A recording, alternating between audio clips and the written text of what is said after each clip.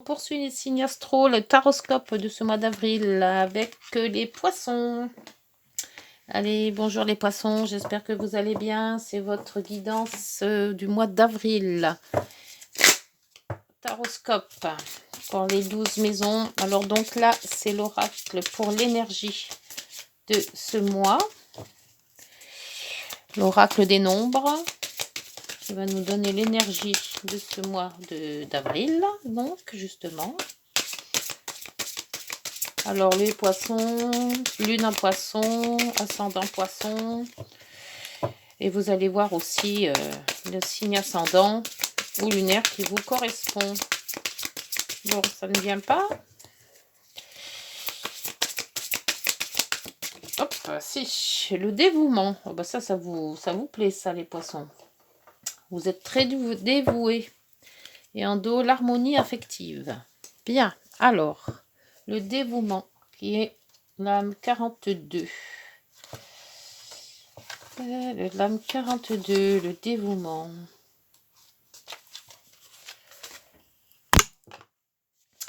Quelqu'un a probablement besoin de vous en ce moment.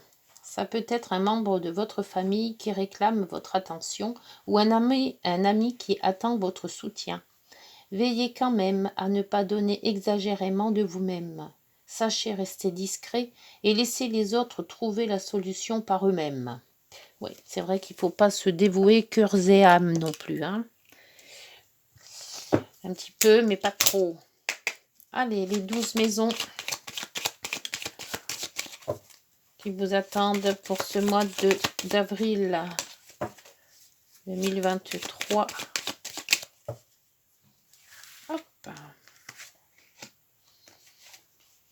2, 3, 4, 5, 6, 7, 8, 9, 10. Alors la 11e et la 12e par ici. Voilà. Alors, pour les poissons, le dos, le battleur. Nouveau projet, nouvelle façon, nouveau... Voilà, il y a quelque chose qui commence. Nouveau quelque chose, on va dire. Hein. Nouvel amour, peut-être. Nouveau projet. Allez, donc, pour la maison 1, la maison de votre état d'esprit pour le mois d'avril. La maison Dieu à l'endroit. Parce que tout à l'heure, j'ai sorti la maison Dieu à l'envers et bon. Alors, c'est un changement qui va arriver sans que vous puissiez l'attendre, en fait, ce changement. Vous n'avez rien fait vraiment pour changer quelque chose dans votre vie ou dans votre projet. Et par contre, il va y arriver quelque chose dans ce mois d'avril qui va faire basculer quelque chose, soit en bien, hein, soit en moins bien. La maison Dieu, c'est d'un côté comme d'un autre. Hein. C'est pas une balance, mais soit on réagit bien à ce changement et donc, bon, évidemment, on prend la voie de ce changement et tout va bien. Soit on réagit moins bien, hein, c'est plus de contraintes et là, évidemment, ça fait plus de soucis. Donc, on verra selon le mois d'avril, selon les autres maisons. La maison 2, la maison des finances, de vos revenus et de tout ce qui est votre matériel. L'ermite. Alors l'ermite, vous faites un petit peu de projets, mais des projets vous mettez en réserve vos deniers. Vous les mettez en réserve. Vous peut-être faire des placements, enfin vous les mettez au chaud en fait. Hein. Vous n'êtes pas vraiment dépensier, au contraire, vous mettez tout de côté pour peut-être un projet que vous avez en tête et qui a besoin peut-être un peu plus de ressources. La maison 3, c'est la maison de la communication, courrier, contact, rencontre, et les frères et les sœurs. Vous avez la roue de fortune. La roue de fortune vous dit que vous avancez, qu'il y aura sûrement de très bonnes communications. Il y aura un changement dans l'amélioration de la communication. Si vous n'avez pas trop l'habitude de parler ou de vous déplacer, là, ce mois d'avril va être comme assez parlant, on va dire. Hein. Alors, vous pouvez communiquer soit par téléphone, soit par mail, soit... Voilà, il y a toutes sortes de communications. Mais on voit que quand même, Vous allez parler beaucoup par rapport peut-être à votre projet actuel, hein, ça se pourrait. Hein. Et peut-être aussi à votre famille, hein, frères et sœurs. Hein. Pour donc justement la famille, la maison 4 qui arrive. Hein. La maison 4, c'est votre foyer si vous êtes marié avec des enfants, la famille de vos parents si vous êtes célibataire et tout ce qui est en attrait avec l'hérédité. Alors là, vous avez le pape. Alors la maison 4, soit vous vous demandez si vous n'allez pas travailler à votre maison, ou alors vous allez apprendre quelque chose, donc peut-être une formation, mais une formation peut-être sur internet, hein, à la maison. Vous avez foi en vous, hein, donc vous croyez à votre projet, vous croyez à ce dont vous voulez faire.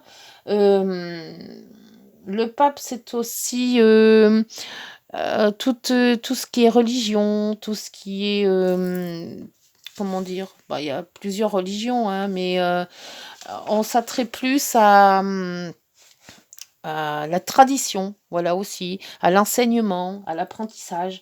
Moi, je pense que vous allez faire quelque chose à la maison, travailler à la maison, apprendre quelque chose à la maison. Voilà, vous avez peut-être une formation que vous allez faire par chez vous. Pour la maison 5, la maison des plaisirs, je l'appelle cette maison, c'est aussi les enfants, l'amour, les vacances, le jeu. Vous avez la tempérance, donc vous savez équilibrer votre maison des plaisirs. Alors avec les enfants, ça va. Les vacances, eh ben, peut-être que vous faites un projet de vacances. Hein.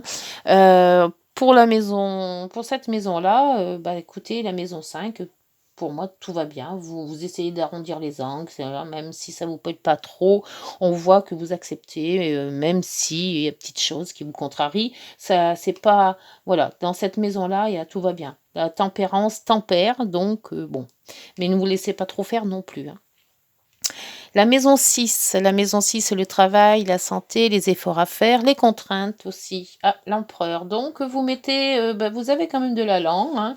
Vous maintenez bien votre cap de leader, on va dire, hein, dans cette maison 6. Vous savez bien travailler et travailler correctement.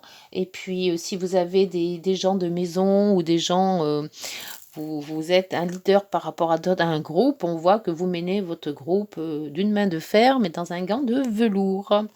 Voilà. La maison 7, la maison des conjoints du couple, des partenariats, l'influence avec les autres, les contrats aussi financiers et les contrats de travail, hein, bien sûr. La justice, la justice vous dit que s'il y a des contrats de justice, vous allez en signer, c'est parfait. C'est peut-être un achat de maison, quelque chose de ce genre-là. Ça peut être une signature si vous étiez peut-être en divorce. On voit que là, vous signez le contrat, donc ça va être terminé. D'où peut-être aussi cet esprit-là.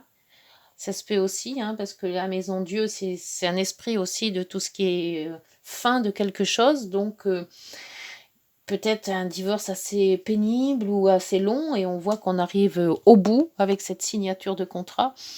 Ça peut être un équilibre aussi par rapport à votre travail, équilibrer votre revenu aussi, équilibrer, mais enfin bon, avec la justice et l'équilibre dans la maison 7, c'est très bon parce que l'équilibre professionnel, relationnel et familial est très bien soutenu. Pour la maison 8, la maison de l'argent des autres, c'est aussi la maison de la sexualité, c'est aussi les rapports avec de l'argent, donc c'est aussi toutes les questions qu'on pourrait se poser. Et là, vous avez la transformation, la maison, donc c'est la lame 13, hein, la carne sans nom, ou la mort qu'on appelle ça. Moi, je préfère l'appeler la carne sans nom. C'est une espèce de transformation. Vous savez faire la part des choses, vous savez enlever ce qui ne vous convient plus, reprendre autre chose nouvelle, hein, de toute manière, c'est voilà. Ce qui vous encombre, vous rangez ou vous jetez carrément. Donc on voit qu'avec l'argent, c'est pareil, hein, on ne jette pas l'argent par les fenêtres, bien sûr, mais demander une augmentation, peut-être que ça marcherait parce c'est une transformation. Donc si vous en avez pas, vous en aurez peut-être plus. C'est une belle lame dans la transformation, dans la maison 8. La maison 8, c'est quand même tous les changements que l'on peut faire. Et cette lame voit que vous avez quand même psychologiquement changé en bien. La 7 après, c'est la 8. La maison 8, la maison des grands voyages, des études, de la philosophie, les rapports avec l'administration, la loi et aussi la justice. Vous avez le jugement, bah, le renouveau là aussi. Donc très bon avec le changement de la maison 7, de la maison 8. Là, il y a un changement de quelque chose, un bon changement psychologique, hein. De toute manière, c'est très ou philosophique, hein. C'est très intérieur, ça, ce changement-là. C'est pas un changement de vie radical, c'est un changement d'idée. On ne voit plus les choses comme on avait l'habitude de les voir, hein. C'est quand même plus dur à mettre des mots sur tout ce qui est philosophique. Pour moi, c'est très dur. Euh, Vous êtes peut-être plus calme, peut-être plus rangé, peut-être plus, alors que vous aviez peut-être dans les nerfs avant, ou un peu fouillon, un peu commencer tout, rien finir. Là, on voit que avec ce mois d'avril qui arrive, alors c'est peut-être le printemps qui fait ça, mais vous avez fait un grand changement dans votre vie. Alors bon, on dit toujours que le printemps on fait le ménage de la cave au grenier, ben vous, c'est dans votre tête que vous faites le ménage. La maison 10, la maison de la hiérarchie, de l'autorité, de la clientèle et des projets et tout ce qui est relations sociales, la situation sociale aussi. Le mât. Donc là, on voit bien que vous repartez sur une bonne base. Alors si dans votre travail, bah, ça se passait pas des masses bien, que vous étiez un petit peu las ou las de votre travail, on voit que là vous reprenez un petit peu de vigueur en vous disant que bon, on va peut-être pas rester là longtemps, qu'on va peut-être faire autre chose et de se mettre justement à l'affût de quelque chose. Peut-être dû aussi à tout ce qui est formation de la maison 4. Parce que si vous travaillez et que vous en avez un petit peu marre de ce travail, on voit qu'en maison 4, vous essayez de vous former ou de vous étudier un autre projet, un autre travail. C'est peut-être en relation les deux, hein. D'où la transformation de la 7 et de la 9 et de la 8, là, hein. Et pour équilibrer aussi votre budget. Donc, vous partez sur des voies que peut-être que vous n'auriez jamais pu penser avoir, ou alors voilà, vous êtes dans les papiers, puis d'un coup, on dirait, bah, si je faisais des formations de boulanger, voilà, qui n'a rien à voir du tout avec l'administration. C'est aussi un peu cette lame-là, hein. Ça passe ou ça casse. Je change tout. Voilà. Pour la maison, donc j'en étais à la 11. À la maison 11, les amis, les relations sociales, le quartier, le village, hein, toutes les relations qui vous entourent, hein, aussi par rapport au travail aussi. Vous avez l'impératrice inversée. Alors l'impératrice inversée, on voit que vous avez pas trop d'imagination. La création est un peu bloquée. On se sent peut-être un peu trop indépendant. Alors peut-être qu'il vous manque dans votre projet ou dans votre nouveau projet un petit peu de création. Donc, voyez avec vos partenaires, hein, partenaires relationnels, hein, je dis bien, hein, ou votre partenaire aussi, hein, puisque l'autre il est équilibré, là aussi, c'est le partenaire, hein, la justice aussi, là, hein, la maison 7. Mais peut-être qu'il vous faut des relations pour voir un petit peu votre projet. Vous ne voulez pas faire ça seul. Donc, comme vous n'arrivez pas à créer de vous-même quelque chose, demandez à votre entourage relationnel de peut-être vous aider à faire quelque chose de vos 10 doigts, parce que vous avez envie de faire quelque chose d'autre, mais vous n'arrivez pas à l'interpréter, cette chose. Pour la maison 12, ce qui est caché, ce qui est karmique, les hôpitaux, les prisons, les cloîtres, tout ce qui est enfermé, et tout ce qui est enfermé à l'intérieur de soi. Le chariot, bah là, le chariot, vous avancez. Donc, tout ce qui vous bloquait à l'intérieur, ou toutes les questions que vous posiez qui étaient sans réponse, tous ces trucs-là, on voit que ça avance. Il va y avoir une réussite. Donc, vous avancez sur le bon chemin. Donc, gardez le cap de votre idée, si c'est une idée. Ça peut être une idée qui vous vient d'un coup comme ça, hein, que vous n'avez pas étudié du tout, et puis que d'un coup, peut-être qu'on vous propose quelque chose qui est très alléchant et qui vous conviendrait.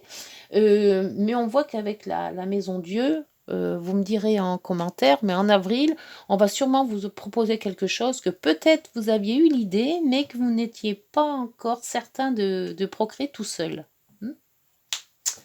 Bon, bah écoutez, bah c'est pas mal. Je vais quand même Donc, dans toutes ces maisons, ça roule bien. Dites-moi au projet si ça vous dit, hein, ce projet que vous voulez mettre en route. Je vais voir si avec cette lame inversée, l'impératrice inversée, est-ce que c'est un projet qui s'est pas fait, parce que c'est pareil, hein, quand elle est à l'endroit, c'est une gestation, hein. Ça peut être la mère aussi. C'est une gestation, donc c'est quelque chose qui était prévu, mais qui n'était pas encore totalement fait. Et on voit que si elle a inversé, c'est peut-être un projet qui a été caduque, qu'on a mis de côté. Dû peut-être à un manque d'argent, un manque de moyens, un manque de gens, un manque de soutien, ou voilà quoi. Donc voyez si ça vous parle. Je vais mettre une carte sur cette impératrice, si ça veut bien sortir, bien sûr. Ça serait bien.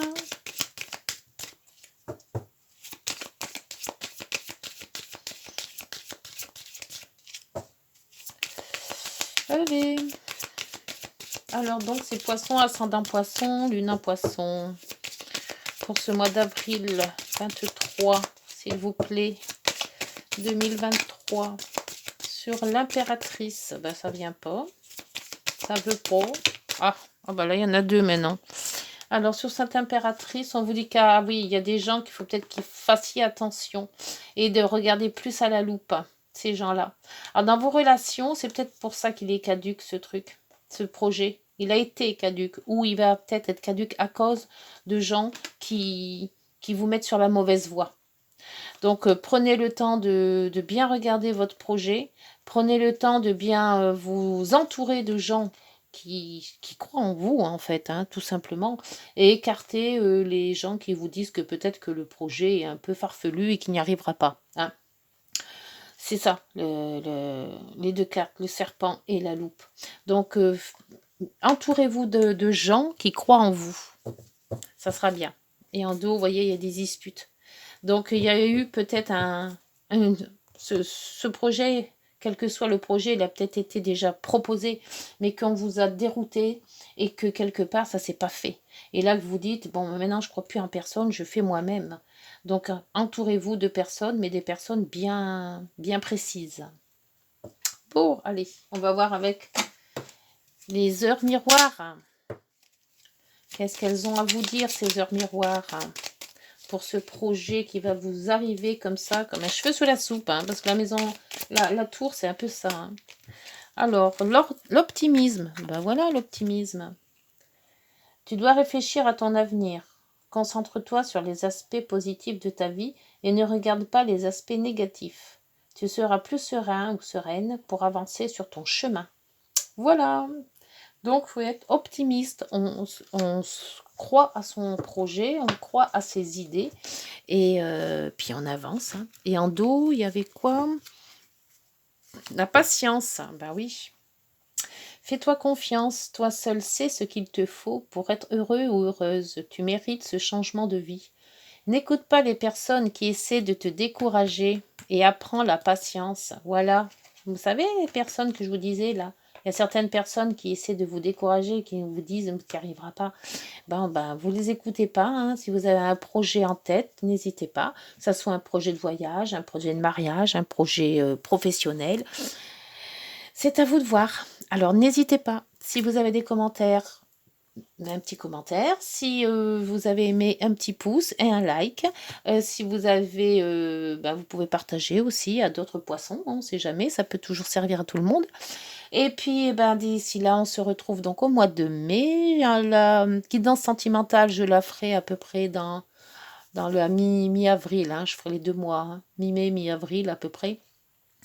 Et puis d'ici là, portez-vous bien et prenez soin de vous. Au revoir.